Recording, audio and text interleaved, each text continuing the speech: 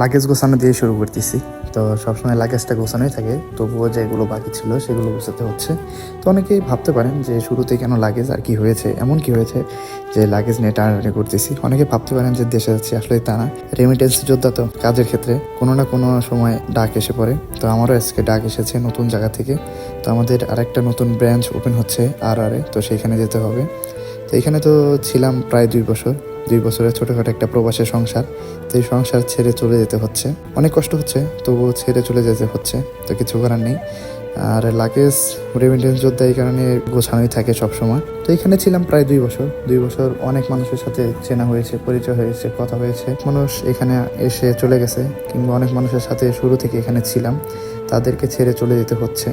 তো অনেক কষ্ট লাগছে। তো এখানে বড় ভাই, বন্ধু বান্ধব তো অনেকেই ছিল, যারা সিনিয়র যারা ছিল, যাদের সাথে কাজ করতাম, বন্ধু বান্ধব, তাদেরকে অনেক মিস করব। আর এখন চলে যাচ্ছি, এটা হচ্ছে গিয়ে দ্বিতীয় একটা ফ্যামিলি ছিল, একটা পরিবার ছিল।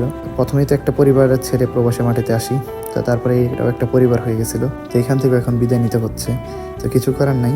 তো রেমিটেন্স যোদ্ধা তো প্রবাসী তো অনেক কিছু স্যাক্রিফাইস করে। তো পরিবারের ক্ষেত্রে বিষয়টা একটু অন্যরকম হয়ে দাঁড়ায়, সেরকমই হচ্ছে এখন আমার ক্ষেত্রেও। প্রথম অবস্থাতে খুব বলতাম যে এখান থেকে কেন চলে যাচ্ছি না, কিন্তু এখন বুঝতে পারতেছি, তাদেরকে ছেড়ে যখন চলে যাচ্ছি এখন বুঝতে পারতেছি, যেহেতু প্রথমে যখন আমি আমার নিজের পরিবার ছেড়ে আসি, তখন তারাই আমার একটা বড় একটা পরিবার হয়ে দাঁড়িয়েছিল, এবং সবসময় সুখে দুঃখে তারাই আমার পাশে ছিল। এই কারণে কষ্টটা একটু বেশি হচ্ছে। এবং যেহেতু রেমিটেন্স যোদ্ধা, অনেক কিছু স্যাক্রিফাইস করে আসতে হয়, যেতে হয়, তবুও তাদের জন্য কষ্ট হচ্ছে, তাদেরকে ছেড়ে চলে যাচ্ছি, কষ্ট হচ্ছে। আল্লাহ কাছে দোয়া করবো যে যেখানে থাকুক ভালো থাকুক, সুস্থ থাকুক।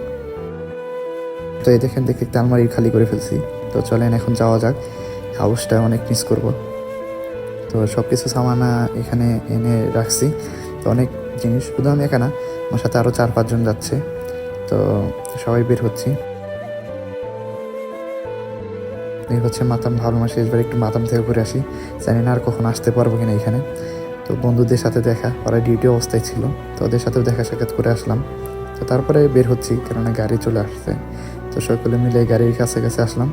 তো আমরা যাচ্ছি প্রায় এক বাসে হয়তো বা 40 থেকে 50 জন লোক, তো আরও আছে। তো গাড়ি চলে আসার পরে আমরা গাড়িতে সব সামানা রেখে দিয়ে আমরা বাসে উঠে পড়ি।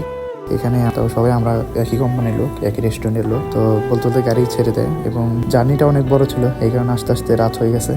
তো রাত হওয়ার কারণে ভিডিওটা লং টাইম করতে পারছি না। তো আরও অনেক কিছু হবে, তো আপনাদেরকে দেখাবো যে আমাদের নতুন ব্রাঞ্চ। তো এখানেই কাজ, মূলত এই জায়গার জন্য আসছি। তো পরবর্তীতে আপনাদেরকে আরও কিছু দেখাবো, তো সাথেই থাকেন ইনশাল্লাহ।